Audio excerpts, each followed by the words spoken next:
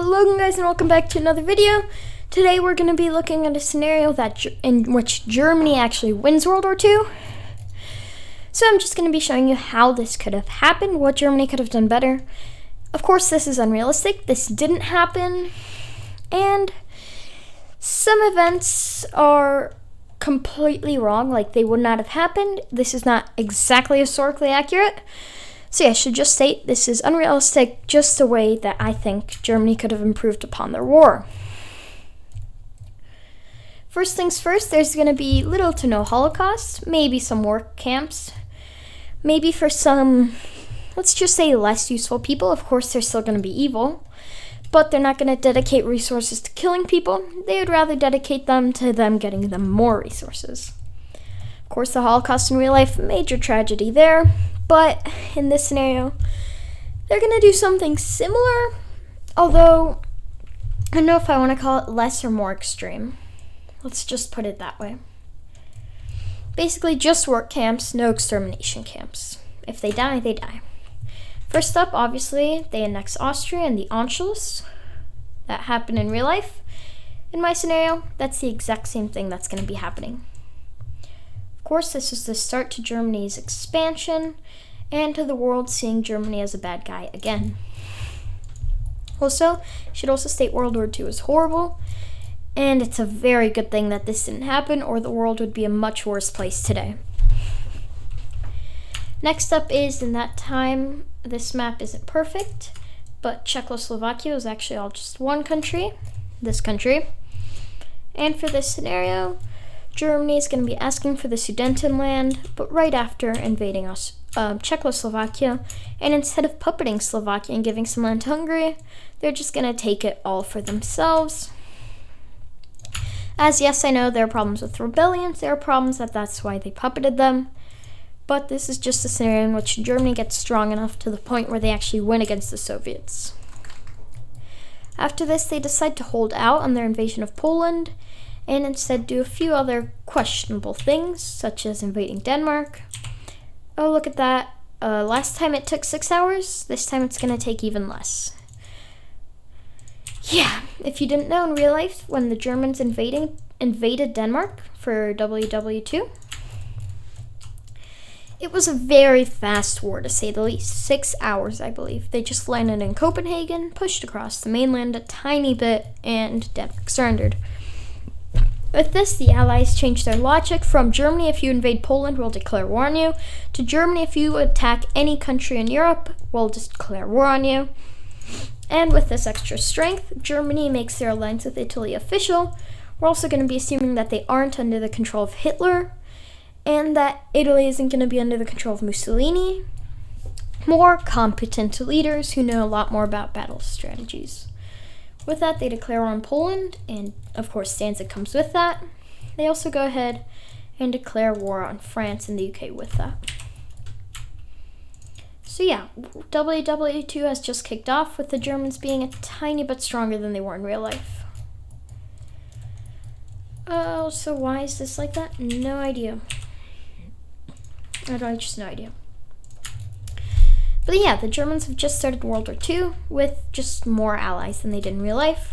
Another event that the Germans changed in this scenario, and I'm not saying in any way that this would have helped them win World War II, as it's going to cost them a lot of resources, but it's that they invest a lot more into the Spanish Civil War and into helping Spain recover from that. With that, Spain becomes an official part of the Axis, and instead of Japan joining, Spain does.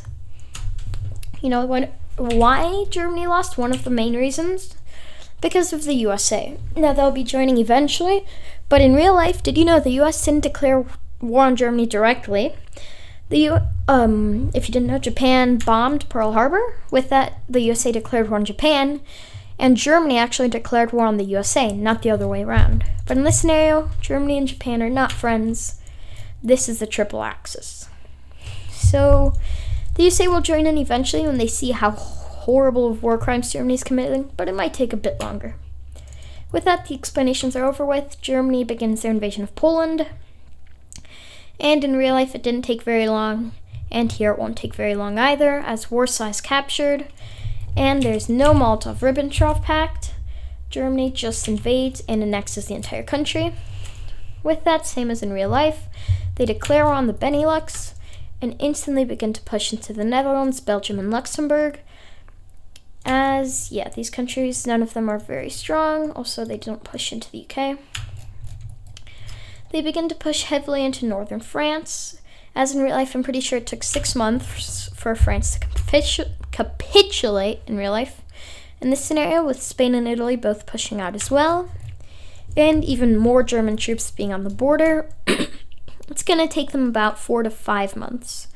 A month or two even faster than they did in real life, which was already considered incredibly impressive.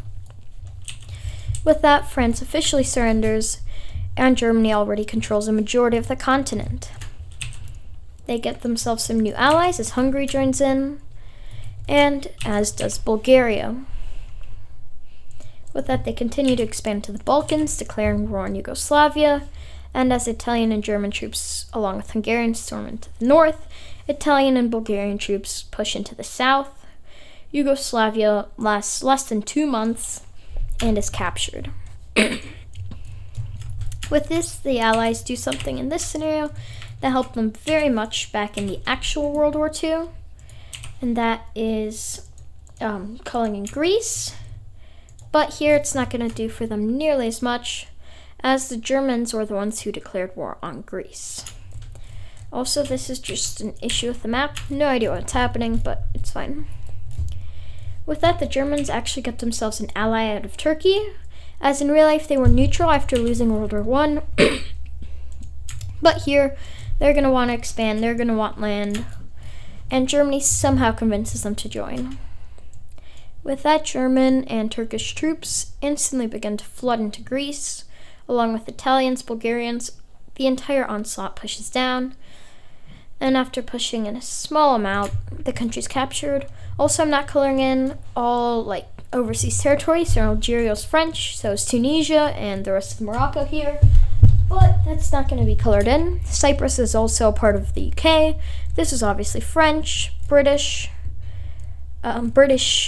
Iraq is British. But here, we're just going to be focusing on Europe and not the rest of the map, as it's where the most stuff happened. With that, German influence over Europe is huge, and they begin to plan an invasion of the UK. Meanwhile, the Winter War happens. I'm not going to be mapping it out, because this is Germany's video and how they could have won, not how the Soviets could have beat Finland. If you want to see that, that's a different video. The Soviets, as in real life, win, but they win even less land, as they won by even little. They barely won the war. And this is against Finland. In real life, it was already close. But in this world, the Soviet Union barely got any land in southern Finland, and up here in the north, although it is pretty similar to what they gained in real life. So Soviet Union gaining some land out of Finland, and overall this is going to be good for them. Although if you look at, even if you just look at it in real life, search up casualties for the Winter War, Russia just died. They technically won, yes, but considering how many people died, I've always considered Finland the victor of that war. And I think a majority of people agree with me. With that, the USSR decides that enough is enough. They annex all of the Baltic states, including Estonia, Latvia, and Lithuania. With it, increasing their power by a good amount, as they didn't get half of Poland in this universe and they could use it. With that, they actually don't take northern Romania, Moldova, where that is present day, if you know where Moldova is. Russia took that region before World War II. And for this case, basically Germany's just going to get to it before they do, as they declare war on Romania, and instantly begin to push in, as the country is pretty weak and doesn't stand much of a chance here.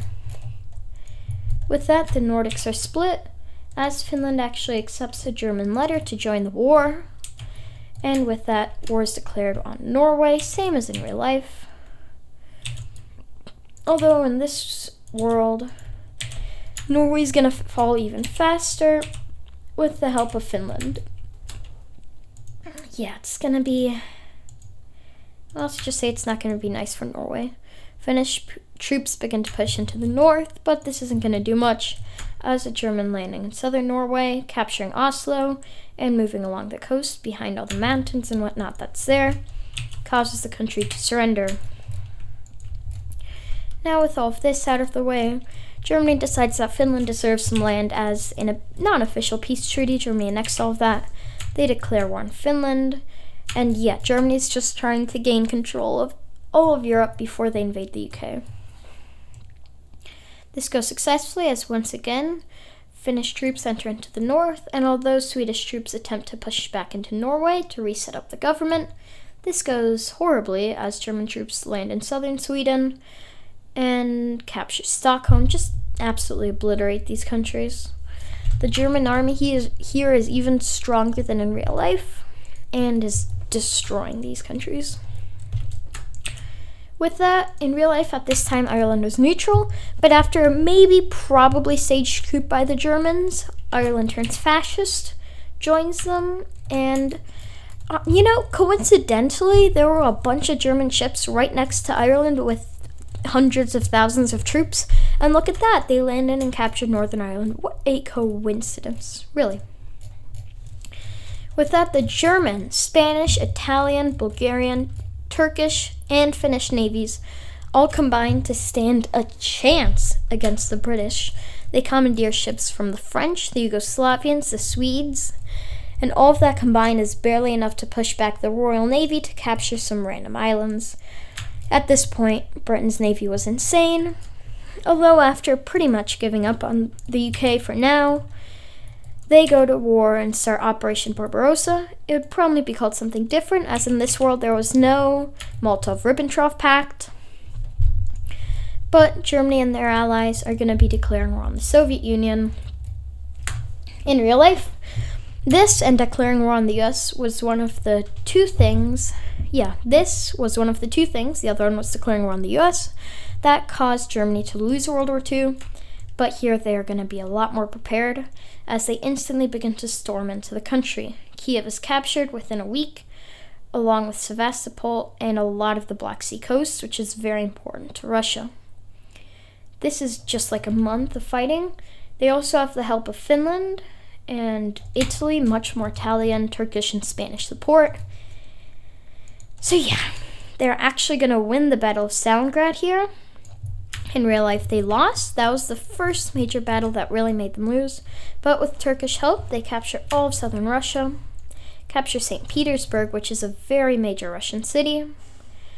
And yeah, the German advance is looking insane. Russia, or the Soviet Union at this time, begins to conscript many men and push back all they can. This is when winter comes, of course. Russia's greatest help. They actually managed to cut Germany into a few pieces. But look at that, winter's ending, and a back and forth cycle starts, with Germany gaining a bit of land each time, until eventually they close in on Moscow, the capital of Russia. With the fall of Moscow, and a bit of pushing along the Caspian Sea, and over here in northern Russia by the Finnish, the Soviet Union surrenders. And holy crap, Germany just defeated the Soviet Union. Using all of the countries that they've invaded at this point, they've tried to save as many ships so that they can turn them into their own navy. They've been building up, and slowly pushing in under the Royal Navy until they begin to get closer and closer to the British homeland. This is after years of preparing, may I say. The British Navy was insane. But they're getting very close, as the British Navy has fully dedicated itself to protecting the homeland. No more islands, no more colonies in a regular war. Yeah, this is it. This is the UK's final fight, and Germany sees an opening over here in northern Scotland, as there were some islands very close to the mainland that the UK decided to retreat from, and that caused an opening in their fleets, which allows Germany to make a landing. And that one landing is all they needed, as the German land army is much more powerful than the UK's at this point. The only thing keeping them alive was pretty much full public support. about half the population willing to volunteer. Actually, no, majority of the population willing to volunteer, half of it trying to. And yeah, just full colonial support from India. Well, at this point, it was British Raj. And the USA is obviously helping them quite a bit too. This is actually the point where the US joins, but they're too late as a blockade of German ships is the US Navy combined with the British Navy does punch a hole through them, but it doesn't send enough supplies and manpower and fast enough to save the British. They quickly push down to Wales, Cornwall, and after capturing London, the UK surrenders, and with just the USA left, the war is over. Wow, Germany just won World War II. They aren't as evil as they are in real life, but honestly, how is an aggressive country who wants nothing but to impose themselves on other weaker nations not going to be evil? Yeah, this is going to be terrible for all the countries that lost. Let's go and draw in the peace treaty, with Italy actually gaining a good amount of land out of Yugoslavia and out of Greece, with the rest of it being split up among Bulgaria. And, Turkey gets a bit of land out of Greece. A lot of just random islands. Although, yeah, this was... Anyone who joined with Germany is going to get some good land out of this. We also see the new Ottoman Empire being given a lot of land out of the Southern Soviet Union, as Germany saw no point in taking this and gave it to their close ally. Realistic? Maybe. Is this whole scenario realistic? Not at all. Do not take this seriously. With that, Bulgaria also gains quite a bit of land, and Hungary takes just about the rest. Actually, no. They just annexed the rest of Yugoslavia and a good portion of Romania. So yeah, Hungary has now become a Central European power, but they don't have coastal access yet. Kind of sad, but guess it happens, huh, Hungary? Germany also pushes down to northern Romania. And as for the Soviet Union, of course they've already lost land to Turkey. A new southern country is made out of it. And Germany, of course they annex all of Poland. As I already said, all of northern Romania. But they also go ahead and annex a whole lot of land from the Soviet Union. Yeah, this is not based off of states. This is just me drawing in a line to expand the Germans as much as possible. As for the Finnish, they also get a whole bunch of land. So yeah, winter war or not, Finland has come out on top here.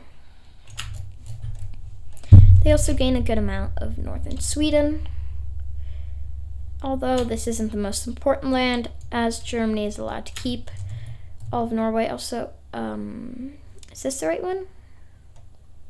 No, it's not. Here we go. Okay, delete that. Okay, there we go. Yeah, Finland takes a good amount of northern Sweden, but Germany wants all of Norway for the whales over here. If you didn't know, they actually tried to settle Antarctica. See? Fun facts and interesting content. What more do you want from me here? As for the French, well, they lose a tiny bit of southern land to the Spanish. And yeah, barely any land along the border to the Italians. A majority of the land is given to Germany, of course, as they annex about half of France. Pretty close to the Vichy borders, but of course Italy and Spain got land, so it can't be the exact same. As for the UK, well, of course all of Benelux is annexed. Scotland is given re-independence, and all of Britain and Wales are annexed by the Germans. So, yeah, absolutely terrible scenario for the Allies here. As for the Germans, this was amazing. They are now, if I had to guess, probably more powerful than the USA, but definitely with the entirety of the Axis faction backing them, able to defeat the US if they wanted to do anything. So yeah, the US tried to join at the end to change the tides, but they were too late, as by that point Germany had already landed in the UK, and there was nothing that could have been done to save the Allies from what Germany was planning to do. With that, we'll go ahead and have the axis colored in red here, which is pretty much just going to be all of Europe. Yeah, just all of these countries are either made into puppets, given new puppet-style governments, or just downright annexed by an Axis member. Wow. You gotta feel bad for him. Although you can't, yes, these guys were the good guys, if you ask me. Obviously, in the real world, the Allies were the good guys. So having them lose is kind of wrong, but it's just what happens when Germany is buffed and they gain just a bunch of things that they may not have known in real life, or that may not have happened in real life. So yeah, let's go ahead and take a look at these final German borders. Once again, they annex all of Poland, already a huge upgrade, but their biggest land grab has to have been the Soviet Union. They took a lot, and I mean a lot, of important land from them. They also took all of Benelux. Hey, there's some economy, why not? All of northern France, including Paris. Very huge, very important city. Hitler's dream of Germany and whatnot has been accomplished. Their allies are all a lot more powerful, and basically the global option for being a country is try your best to save the world with the USA, or hope that Germany gives you something in return for joining them, but at least you survive and join the Axis. So yeah, very different world here. Hopefully, well, thank God this didn't happen in real life. I don't think anyone could have expected what came out of Germany. All the atrocities they committed.